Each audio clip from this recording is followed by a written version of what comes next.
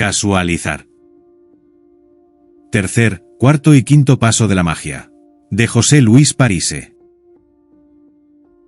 Paso 3. El peligro de la forma. ¿Cómo lo hago? 2 pasos del método del mago bastan para que todas las concepciones habituales, desde donde emprendemos los caminos con los que alcanzar la cosa que queremos, queden seriamente interrogadas. Descubrir que la cosa que perseguimos no es la que en nuestra idea creemos, y que solo es desocultada cuando escuchamos que le estamos ordenando en realidad al universo, produce un corrimiento del eje históricamente instalado sobre aquellas cuestiones que supusimos que hay que encarar y resolver para alcanzar eso que queremos. Quien desoculta que la cosa que persigue es en realidad que el padre deje de gritarle, y no que no le grite, descubrirá que el motivo de que todos los días le ordene eso al universo es que tal vez, cuando no hay gritos entre el padre y él, lo que hay es indiferencia, y ese entonces es un sólido motivo para preferir infinitamente que el padre le grite. Quien desarrolla que aunque la idea que tenía le hacía creer que quiere estar delgada, la cosa que realmente persigue es que solo le interesa adelgazar, tal vez verá que la obesidad es el rasgo que caracteriza a toda la familia, y ser flaco sería sinónimo entonces de renunciar a esa familia. O bien que si está delgada, se volvería atractiva para el marido, y entonces se las tendría que ver con los conflictos de su propia sexualidad, los cuales mantienen ocultos gracias a la obesidad. Salir a buscar trabajo y no a encontrarlo, puede ser el modo de garantizarse no superar a un padre competitivo, que se pasó toda la adolescencia rivalizando con ese hijo, afirmando su autoridad en base para desvalorizarlo.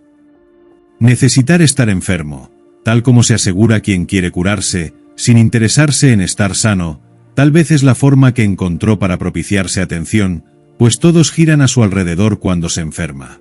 Las posibilidades son infinitas, pero una vez que la escucha haya desocultado cuál es la invocación desde donde se ordena eso que todos los días, en forma simétrica, se encuentra la realidad externa en el universo, inevitable y conjuntamente comienza a dispararse, en forma progresiva, también la revelación de los motivos ocultos desde donde se origina tal invocación. Todo eso no se busca, se encuentra.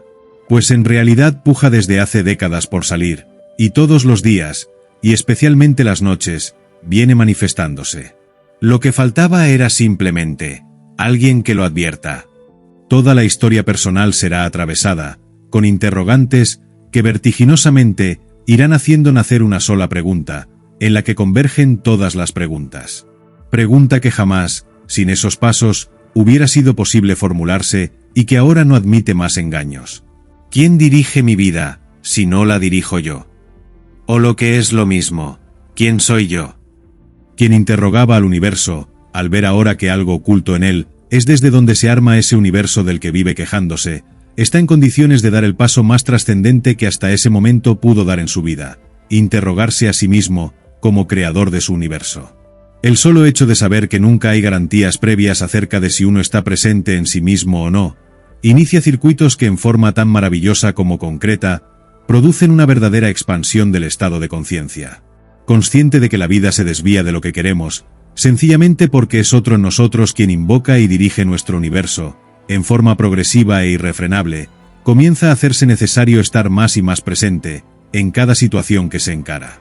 Esa es la auténtica y original expansión de conciencia que se busca. Desde siempre, en toda práctica de estados alterados de conciencia. Y para eso, se necesita estar atento a la brújula que indica, más allá de toda idea, desde donde se está dirigiendo cada universo. Escuchar lo que se está diciendo en lo que se habla, para asegurarse, de acuerdo al desvío o no de las frases, si es desde otro o desde uno mismo, que está dirigiéndose lo que se quiere hacer. La iniciación, entonces, se ha iniciado. Y con eso, la magia, al descubrir que más allá de las formas, el universo es exactamente el que cada día de nuestra vida hemos ordenado a través de nuestras invocaciones. En nosotros, estaremos descubriendo que desde siempre funciona un auténtico, eficaz, sorprendente y muy poderoso mago. Aplicación. Un nuevo universo se abre con una nueva pregunta. En forma paralela a que la nueva pregunta se instala y se ramifica en nuevas preguntas, otras preguntas dejarán de tener lugar. las que automáticamente se instalaban antes, y que no hacían más que garantizar repetir siempre el mismo universo, con sus mismas cuestiones ya decretadas como posibles, y con sus mismos fracasos. En este nuevo universo, los primeros pasos fueron suficientes para descubrir que la escucha es la llave que abre las puertas de la magia. Escuchemos entonces. Vale hacer en la vida cotidiana el siguiente ejercicio. Escuchar atentamente cuál es la primera pregunta que se instala, cuando alguien quiere hacer algo más allá de lo que hasta ese momento le es posible. Como respondiendo a una hipnosis colectiva, que en realidad lo es.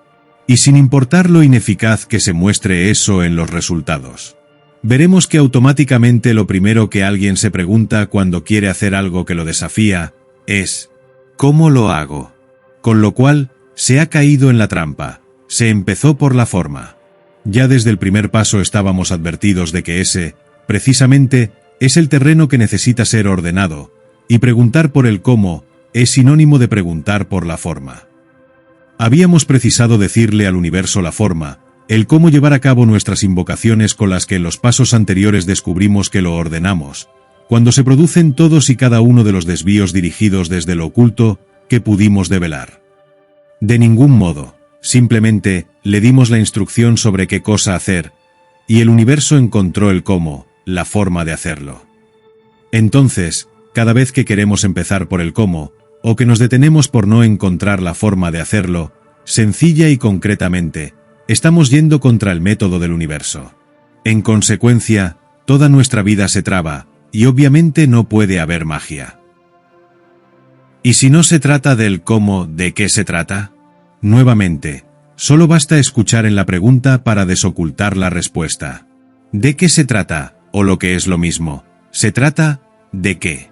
Cuando gracias a escuchar que estoy invocando en realidad, me aseguro de que esa orden dada al universo ordenó el caos, sin caer en la trampa de quedarme con la idea de la cosa, que supongo estar dictándole, entonces simplemente llegó el momento de ponerse en acción, ahora hay que dirigirse hacia eso. Se trata de polarizar el universo hacia esa orden, y no es posible polarizarlo desde la inacción y sin moverse hacia eso, así como no era posible polarizarlo desde una acción caótica. Si yo no me muevo hacia la cuestión, el universo no se moverá por mí. Si gracias a la escucha más allá de la idea, ya tengo claro a dónde voy, ya no hay motivos por los que no ponerse en marcha hacia eso.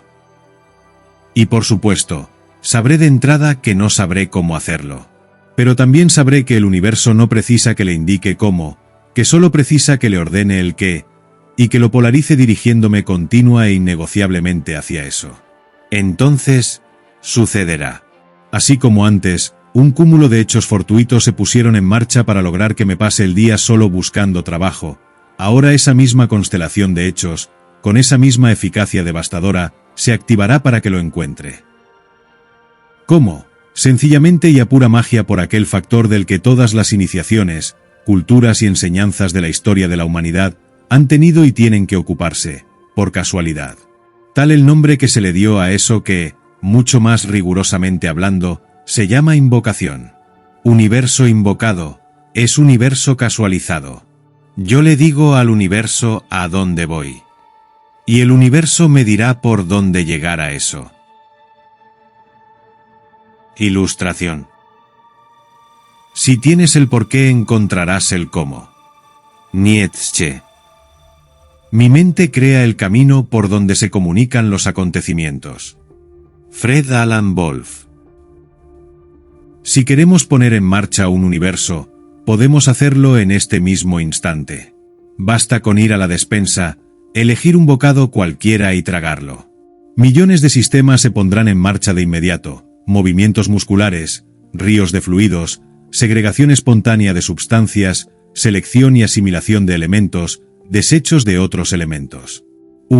Literalmente, infinito de conexiones y procesos que hasta minutos atrás no existían, acaban de nacer en el universo. Pero para poner en marcha todo ese entramado maravilloso y perfecto que se ha puesto a mi servicio, ¿qué fue necesario? Primero, asegurarme que la comida elegida sea la que me brindará los resultados que quiero, y luego dirigirme y comerla. Nada más. ¿Fue necesario saber cómo digerir todo eso que quiero que entre en mi universo? En absoluto. Y más bien por el contrario. Si hubiera primero querido partir de saber cómo hacerlo, cómo digerir, cómo lograr que mi hígado segregue bilis en el momento, dosis y concentración exacta, cómo mover músculos que no pueden moverse voluntariamente, cómo establecer los criterios de selección sobre cuáles elementos acumular y cuáles desechar, literalmente, hubiera muerto de inanición en ese intento de saber primero el cómo para dirigirme a lograr el qué. En cambio, de la forma de hacerlo se encargó ese microcosmos llamado organismo, que supo cómo encontrar cada tramo del camino por donde debía ir para llegar a donde le indiqué hacerlo, digerir mi bocado. Todas las enseñanzas iniciáticas están de acuerdo en que el microcosmos y macrocosmos son recíprocamente simétricos, un reflejo el uno del otro. Entonces, ese mismo entramado que se pone en marcha para digerir lo que decidí comer, sin necesidad de que yo sepa cómo hacerlo, se aplica para cualquier otra decisión que tome, propiciándome la forma por donde lograrlo, siempre y cuando me ponga en marcha. Y con el único requisito de tener en claro qué quiero lograr, así como debo tener en claro qué quiero comer, pues si me conformara con cualquier idea que se me ocurre, sin asegurarme que estoy comiendo, los cómo que se pondrán en marcha podrían ser los de una intoxicación o una indigestión. Pero de todos modos, habrá funcionado. El cómo se adaptó al qué. El por dónde, la forma, el cómo. El factor suerte, absolutamente decisivo en las cuestiones más importantes de toda vida, muestra así tres cuestiones. Que existe. Que se pone del lado de quien aprende a sortear los obstáculos hacia lo que quiere. Y por lo tanto, si la suerte ayuda a concretar lo deseado a quien sortea, término que basta escuchar para que muestre su clave, los escollos que encuentra al dirigirse hacia eso. Por muy paradójico que resulte, la suerte tiene una lógica. Una lógica que, yendo más allá de las formas, encuentra implacablemente la forma de realizar lo que queremos. Síntesis. Una vez dada la orden que le dice a nuestro universo con precisión a dónde dirigirse, para alcanzar el resultado deseado, la forma en que el mismo se mueva para lograrlo, desplegará caminos por donde irá tejiéndose el entramado que más eficientemente nos conduzca hacia eso. Entramado que de ningún modo se limitará a nuestras teorías, suposiciones, gustos, conceptos y pretensiones previas. Paso 4. El oráculo de la cosa. ¿Es esta la cosa? Si no nos hemos justificado detenernos en la oscuridad por no saber la forma de seguir avanzando, estamos ahora en los albores del amanecer, y la cosa que queremos comenzará por lo tanto a hacerse visible. Tenue, inesperada y sorpresivamente, como se muestran todas las cosas que en el amanecer empiezan a develar su forma, para quien no fue devorado por el caos de la oscuridad, comenzaremos a advertir señales de eso que queremos alcanzar y a lo cual nos estamos dirigiendo. Entonces, todas las trampas que hemos aprendido a advertir y sortear, para llegar hasta este tenue amanecer de la cosa, serán las mismas ante las que tendremos que seguir atentos para llegar a ver lo que queremos nítidamente, a plena luz del día. Estar advertidos de que la cosa se presentará, por pura casualidad, es literalmente estar atentos al mundo y a cada cuestión que el mundo nos pone delante, pues cualquiera de esas cuestiones puede ser la que señale el camino hacia lo que queremos encontrar. Clara y chispeantemente, el día más cotidiano se transforma entonces en la aventura más vibrante cuando llegamos a este estado en el que sabemos que todo lo que sucede en todo el día, e incluso muy especialmente en la noche, durante los sueños, puede estar entramado con la cosa a la que nos dirigimos. Un universo de magia comienza a manifestarse ante nosotros, que progresivamente nos vemos con más y más nitidez como directores de una orquesta cuya música estuvo ahí desde siempre, pero a la que nunca escuchábamos, y por eso no sonaba armónica. Y la varita con la que el director ordena su música, cada vez se nos hará más idéntica a la varita con la que el mago ordena su magia. Aplicación. Llegado este paso, día a día aprendemos a reconocer con más facilidad e inmediatez las semillas de lo que invocamos, en la cosa que se nos presenta. Y por lo tanto, en ese mismo acto y al mismo tiempo, aprendemos a reconocer si lo que invocamos es la cosa que queremos, o si por el contrario, nos hemos engañado con la idea de que nos dirigimos a eso, mientras en realidad a dónde estamos yendo es hacia otra cosa. Comienzan a aparecer las señales de la cosa, gracias a que ordenamos al universo y a dirigirnos hacia eso. Tengo la idea de que estoy yendo hacia lo que quiero. Pero, ¿qué hacer si la cosa casualizada que apareció me desvía, mostrándome entonces que no es así. El mismo método del mago que nos posibilita estar en condiciones de reconocer el desvío, será el que ahora nos posibilite seguir avanzando ante eso. Cualquier señal de caos que esa misma cosa invocada traiga consigo e intente instalarse, traba, lentitud, desvío, exigirá simple y sólidamente aferrarnos más aún a eso que el método de la magia nos había enseñado, como la llave que abre la puerta al orden ante el caos de la idea. Salgo a encontrar trabajo. Polarizo mi universo para que, de todos los avisos que salen, justo vaya los apropiados para mí, señal de la cosa, o para que justo me llegue casualmente un llamado de un amigo, y en la charla me entere de que existe tal posibilidad laboral, señal de la cosa, o cualquier otra forma que tome la cosa, que comienza a dar señales. Pero tanto si la cosa hubiera dado señales de desvío, elijo el arizo equivocado, o mi amigo me cuenta que justo ayer tomaron a la persona que buscaban, como si la cosa que apareció da señales armónicas con lo que quiero, pero se aleja cuando quiero ir más allá de la señal y concretarla, entonces, más magia es necesaria. Y bastará recordar que ya aprendimos que la magia se inicia por las palabras mágicas, para detectar desde dónde se origina el desvío que ahora está bloqueando a esa magia. Deberé usar la llave que me permite ir más allá de las ideas. Deberé escuchar. La misma invocación que casualiza el avance, casualiza la detención. Escuchándola, desocultaré entonces que la orden que le estoy dando al universo comete el error de en ningún lugar ubicar un límite temporal, un lapso de realización de la cosa que quiero. Encontrar trabajo ordena solo eso y nada más que eso. Y el universo estará cumpliendo perfecta y ordenadamente mi palabra. Encuentre ese trabajo ahora o dentro de 10 años. Ilustración. Según el pensamiento budista, la materia surge del deseo. Fred Alan Wolf, La búsqueda del águila. El Tao origina las cosas. Lao Tse, Tao Te Ching, 21. Si con la escucha no hemos detectado desvíos, o si los hemos detectado y ahora queremos asegurarnos haberlos corregido, la siguiente oportunidad de ver en lo sutil que estamos gestando, sin tener que esperar a que eso ya esté instalado en lo denso de la realidad tangible como resultado, es gracias a las señales de la cosa que comienzan a materializarse.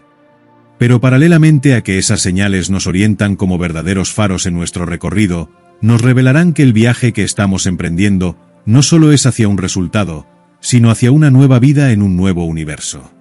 En efecto, en cuanto nos decidimos a emprender la aventura de codificar las cosas que se nos acercan como señales, que en lo externo están señalando sutilmente cada acierto, trampa o desvío en nuestro recorrido hacia la cosa, es solo cuestión de tiempo que comience a instalarse en nosotros una revelación infinitamente más importante e inesperadamente más poderosa aún.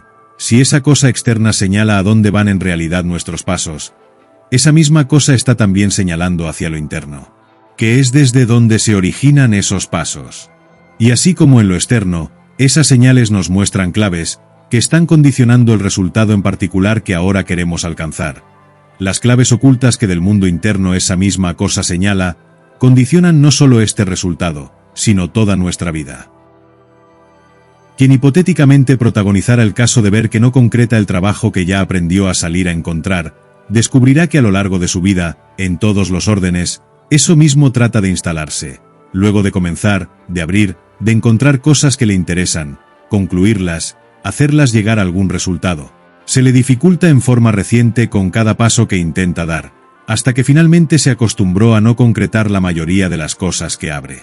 Este paso nos está enseñando entonces uno de los trucos que más aprenderemos a tomar como aliado en el camino de la magia: leerse simétricamente en la cosa señal que se presenta. La cosa casualizada es una señal simétrica, que al mismo tiempo que en lo externo señala a dónde estamos yendo en relación a lo que nos interesa alcanzar, en lo interno señala hacia lo más oculto y por lo tanto, poderoso, de sí mismo. Leer esa cosa externa como una señal de lo interno, pone así a la casualización exacta y rigurosamente en la misma función y dimensión de un oráculo, develar aspectos de sí mismo que estaban ocultos y que están decidiendo nuestro futuro y condicionando nuestro destino, mientras sigan ocultos. Es extremadamente significativo que todas las culturas iniciáticas de la historia de la humanidad crearan dispositivos y sistemas que, invocando alguna pregunta en particular, es decir, ordenando a partir de la palabra, permitan desocultar a través del funcionamiento que el azar le imprime a alguna cosa, cartas, tallos de árboles, piedras, etc. Señales se ocultan en el caos de la idea del consultante. Cuando alguien recurre a cualquier sistema de consulta oracular, lo que está intentando es dirigir al azar para que se le manifiesten las fuerzas sutiles ocultas, que están poniéndose en juego respecto de un resultado que quiere alcanzar. Pero el oráculo jamás se limita a eso. Todo el método del mago se pone en funcionamiento, siguiendo cada paso tal como lo estamos desarrollando. En primer lugar, no alcanza la idea que el consultante lleve. Es la palabra la que ordenará ese universo a través de una pregunta. Obviamente, el acceso a tales sutiles dispositivos de azar dirigido solo tiene utilidad en la medida en que se acepte ir más allá de la forma de los elementos utilizados. De ningún modo puede reducírselos a cosas. Las cartas, tallos de milenrama o piedritas, son señales. Y del mismo modo, las formas que tomarán las combinatorias y distribuciones de los elementos utilizados son vistas como señal de eso que hay que develar. Pero para tales develaciones, todo sistema oracular debe provocar una casualización. Sin azar no hay oráculo. Los 4 pasos, seguidos metódicamente a través de un dispositivo como la consulta oracular, tratan de hacerse presentes en la magia. Y cuando esos primeros 4 pasos han sido situados, sorpresivamente descubrimos que, y de esto depende la calidad del oráculo, esas señales no solo revelarán lo bien o mal orientado que está el consultante respecto de lo que quiere alcanzar afuera, sino que también revelan el universo oculto del consultante. Y eso es lo que suele transformarse en lo más decisivo, determinante e importante de la consulta oracular. Las orientaciones particulares respecto de temas puntuales que el consultante requería pasan a ser vistas como simples consecuencias de lo que el oráculo reveló acerca del consultante. Lo externo reflejando a lo interno. Lo externo, consecuencia de lo interno. Simetría que revoluciona toda nuestra vida, al disolver la ilusoria división entre lo interno y lo externo. Aprender a ver lo casualizado como un espejo, donde simétricamente se reflejan el adentro y el afuera, es aprender a sentir íntimamente el universo. Privilegio de tutearnos con ese universo al descubrirnos y comprobarnos profundamente integrados, y que constituye la vida en una burbujeante aventura donde lo que sucede, y hasta lo que no sucede, será decodificado como el más maravilloso, riguroso y perfecto oráculo universal. Universo que, por ser de pura armonía, se protege poniéndonos a prueba con sus más rigurosos exámenes de admisión. Síntesis. Cuando no nos hemos detenido al no saber cómo avanzar, entre todas las nuevas incertidumbres con las que nos encontramos o las supuestas certidumbres previas que se revelan ahora como falsas, entre todo eso que al desplegarse parece alejarnos de lo que deseamos alcanzar, de pronto, si no nos detenemos y continuamos avanzando, se dispara un camino que orienta directamente respecto de eso que perseguimos como resultado. Si bien estamos aún lejos del objetivo, de pronto alguna cosa nos acerca a lo que queremos, presentándose como una señal que anuncia es por aquí, estás yendo bien. O por el contrario de pronto algo surge que nos extravía, desvía o aleja del resultado al que nos dirigimos, anunciándonos estás extraviado, reorienta tus pasos. Pero en ambos casos, esa cosa nos mostrará, como un oráculo, el destino oculto a donde estamos en realidad dirigiéndonos. Cosa señal, que más clara y nítida se hará, cuanto más continuemos haciendo firme nuestro avance a donde dijimos debemos llegar para alcanzar el resultado. Arranque bifásico y la esfinge. Si quieres saber a dónde vas, sabe de dónde vienes. El Talmud. El principio es la mitad del todo. Pitágoras.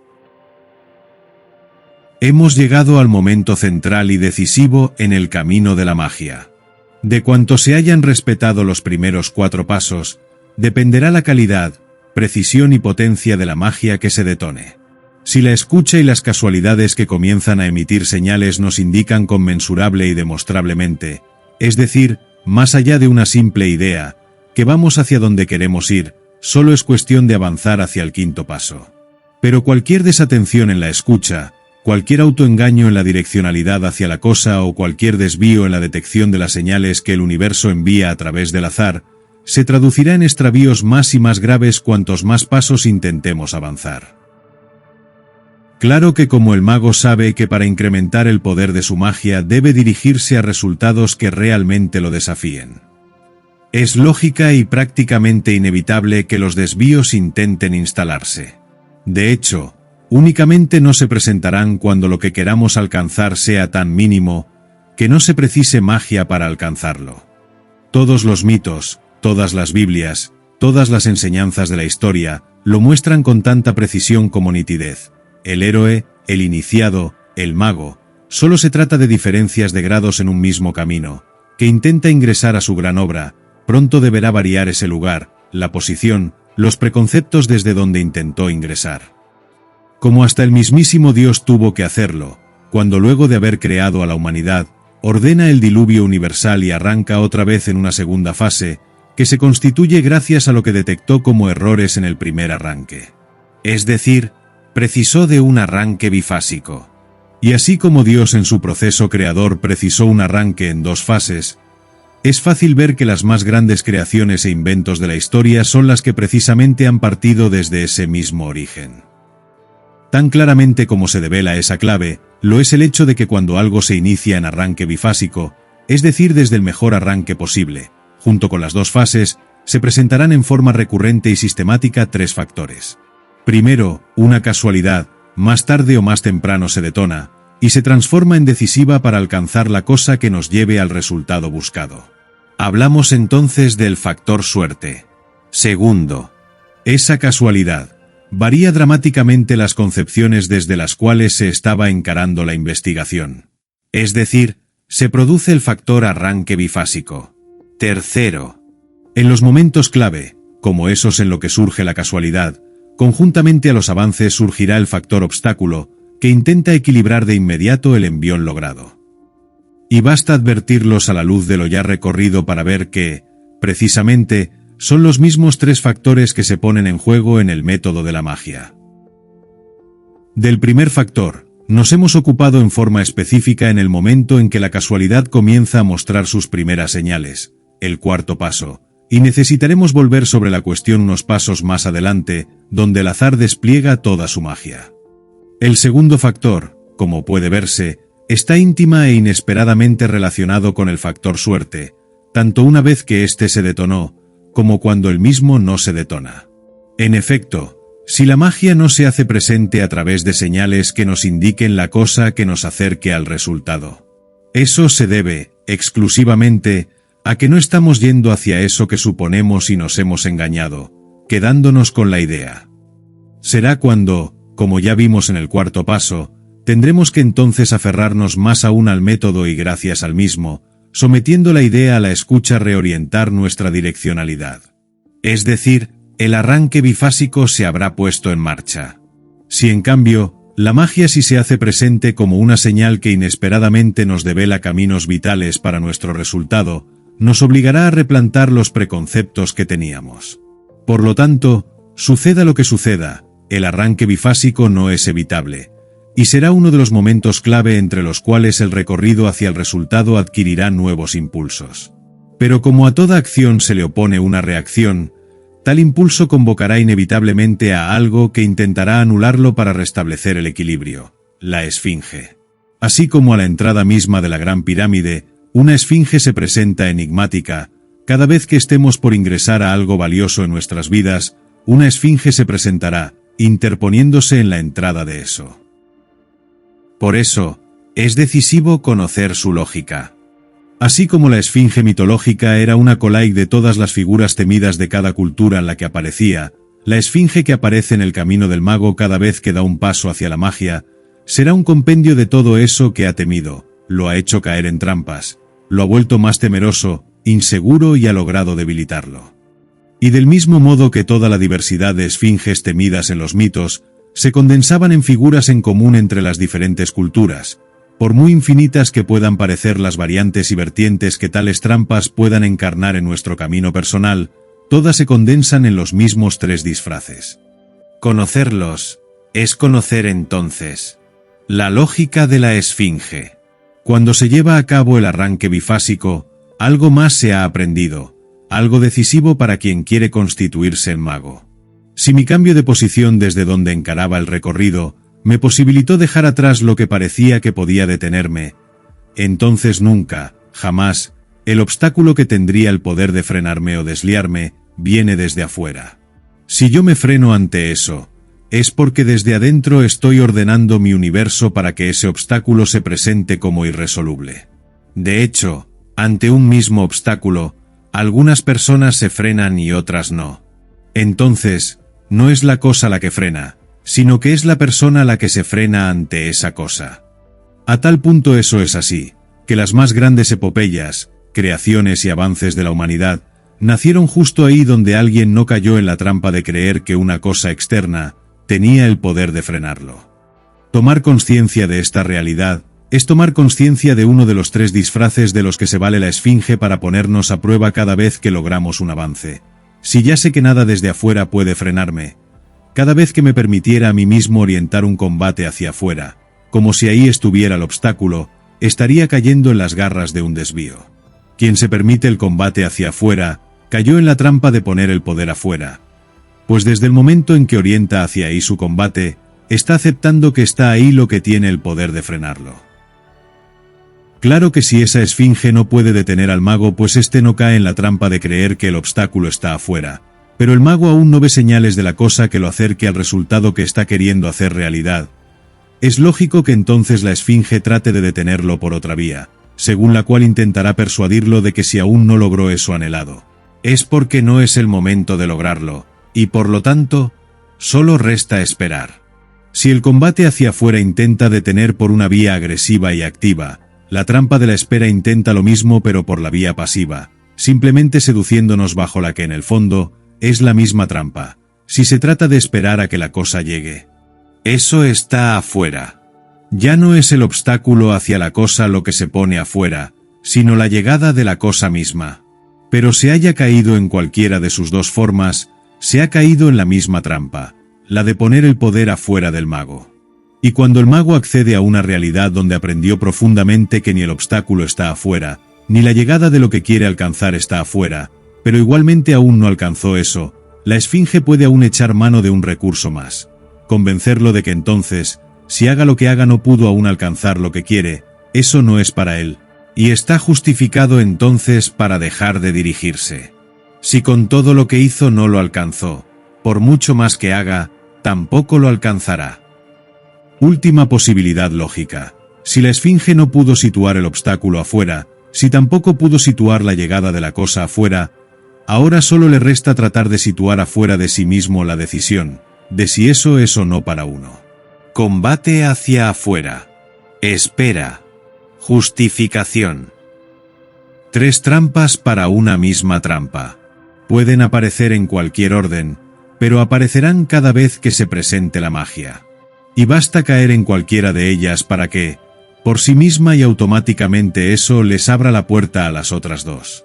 Trátese de Cristo en el desierto, de Buda debajo del árbol de la sabiduría, o de cada iniciado de cada cultura y de cada mito de la historia de la humanidad, todos muestran que han tenido que combatir contra la esfinge, en sus 3 formas. Pero también, todos muestran que si no se detuvieron ante sus 3 disfraces, salieron tan fortalecidos de cada combate, que ya nada más pudo separarlos de la más íntima convicción de que el poder del universo está en cada uno que jamás acepta poner el poder afuera. Tanto, que ya ni siquiera se aceptará ver en la esfinge a un enemigo poderoso. Si gracias a los disfraces de la esfinge, he aprendido ante que jamás debo ceder, cuáles son los desvíos que jamás debo seguir y cuáles son las vías que sí debo tomar. La esfinge, en realidad es entonces un maestro disfrazado, que cada vez que aparezca, no solo me enseñará a ir más allá de la imagen del disfraz y a estar atento para reconocer los engaños de la idea, sino que además me está señalando, por su sola presencia, que estoy ante algo valioso.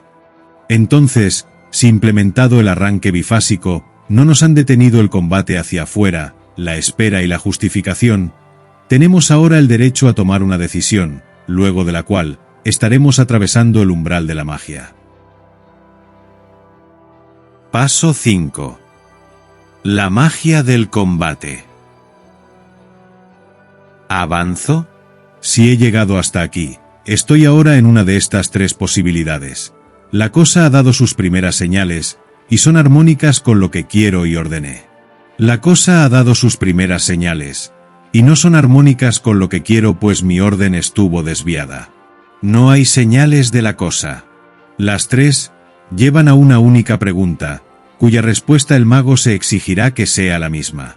Ante cualquiera de las tres posibilidades, una misma y única pregunta y una misma y única decisión. Todo lo que gracias a la Esfinge hemos podido aprender, nos permite estar advertidos, y ver con claridad qué hacer tanto si la cosa da señales no armónicas, como si no hay señales de la cosa. En ambos casos, sabremos que si no estamos más cerca de lo que queremos es porque, simple, sencilla y concretamente estamos yendo hacia otro lugar, y el universo polariza hacia lo que invocamos con nuestra palabra, no hacia donde tenemos la idea de que estamos dirigiendo a ese universo. Y si llegamos hasta aquí, ya sabemos también que es la escucha la que nos permite desocultar el desvío y redireccionar nuestros pasos. Pero conjuntamente sabemos, también, algo mucho más valioso aún. Todo lo que desocultemos de nuestro desvío es para seguir avanzando hacia nuestro resultado. No hay otra decisión posible para quien se dirige a la magia. Aquel guerrero que en el segundo paso había comenzado a forjarse, ahora deberá manifestarse en toda su potencia, pues tendremos que llevar a cabo todos los combates internos que se nos hagan necesarios, para no justificarnos el abandono, no esperar para dar los pasos que redireccionamos y no dar lugar a combates contra el mundo que tan solo nos enervarían, lo cual, no por nada significa debilitarse. Pero el método del mago es tan exacto, que de un modo tremendamente paradójico, tal combate interno hacia la única decisión posible para el mago, también deberá llevarse a cabo aún cuando las primeras señales de la cosa aparezcan, y se muestren perfectamente armónicas con lo que quiero. Aplicación. Si me proponía encontrar trabajo, y el que encontré no es aún el que yo quiero, pero me da la tranquilidad de estar empleado y tener un sueldo seguro a fin de mes. Estoy ante una situación que significa un serio compromiso para con mi ética. En realidad, para llegar a esta situación en la que deberé tomar una muy seria decisión, he tenido ya, muy posiblemente sin advertirlo, que tomar otras dos decisiones. La primera, es cuando al leer que aún no había señales de la cosa, igualmente he decidido avanzar. La segunda, es cuando he decidido si tal señal es armónica o no con lo que quiero, lo cual exige una innegociable ética de no autoengaño para conmigo. Pero la tercera, es la que me obligará a un grado de exigencia superior, cuyas consecuencias no recaerán única y específicamente sobre el alcanzar o no el resultado que me interesa, sino que me dejará en una posición ante mí mismo de la que dependerá todo, absolutamente todo en mi vida. Todas las esfinges se encarnan en nuestro entorno cuando estamos ante este paso. Argumentos sumamente lógicos, sentido común, temores, amenazas, iras. Como estamos ante un momento en que se juega todo en nuestras vidas, todo valdrá para la esfinge. Esfinge que, en su intento inercial de detener nuestro avance, está poniendo a prueba en realidad algo infinitamente más importante y decisivo. Aunque las respuestas que tendremos que crear ante nosotros mismos y ante los demás, lo que verdadera y profundamente en este paso se está jugando, es si nuestro deseo por llegar al destino que deseamos tiene tal magnitud, como para no conformarnos con las islitas, señales de la cosa, que se nos presentan en el recorrido hacia eso, y que parecen paradisíacas comparadas a la perspectiva de continuar navegando a océano abierto. Finalmente, si el destino hacia el cual me dirijo, es el de constituirme en mago, lo que aquí está a prueba, es si soy suficientemente confiable como para que el universo detone verdadera magia por mí. Ilustración. Parmenio. Yo aceptaría, si fuese Alejandro. Alejandro Magno. Yo también, si fuese Parmenio. Diálogo entre Alejandro y su general e íntimo amigo, ante el ofrecimiento de oro por parte de Darío, para que Magno se detuviera. Alea jacta es. La suerte está echada, César, ante el cruce del Rubicón. Me interesa constituirme en mago, dirigiendo mi propio universo y creando universos de magia. O solamente aprender el truco y agitar la varita en la galera para que aparezca el conejo y comérmelo. Si bien las leyes ocultas de la negociación se aprenderán más adelante, para tener derecho a aprender eso quien quiere constituirse en mago, deberá primero demostrarse e imprimir en su universo el sello indeleble de que todo lo que pueda negociar consigo mismo y con los demás es en el terreno de lo negociable. Lo cual significa que primero se debe aprender a no negociar lo innegociable. Exactamente eso es lo que enseña este paso. Y lo no negociable es que su respuesta, pase lo que pase y no pase lo que no pase, es seguir avanzando hacia lo que desea. Consiga lo que consiga y le falte lo que le falte. Haya alcanzado lo que ya haya alcanzado y se haya desviado en lo que se haya desviado, tenga las heridas y las medallas que tenga, aunque toda la lógica y todas las lógicas previas indiquen lo contrario, arriesgando lo que tenga como seguro en aras de ir hacia puertos lejanos. La vida es para llegar a eso. Entonces, y solo entonces, eso es vida. Y esa vida es pura magia. Síntesis. Independientemente de cuál haya sido la señal de la cosa, sea que haya indicado que es necesario reorientar a través de un arranque bifásico la dirección que llevábamos, o bien sea que la señal indica que los pasos previos ya produjeron toda la reorientación necesaria y por lo tanto vamos claramente hacia el resultado. Se trate de la opción que se trate. Sin importar si el tramo del camino al que hemos logrado llegar es tan agradable como para querer quedarse ahí por el resto de nuestras vidas, o tan deplorable como para arrepentirse de haber iniciado el viaje, constituirá en paso en sí mismo el llevar a cabo el combate consistente en ahora seguir avanzando, innegociablemente, hacia donde hemos situado dirigirnos. Antes de despedirnos, deseamos invitarlos a participar activamente en la construcción de este espacio de crecimiento.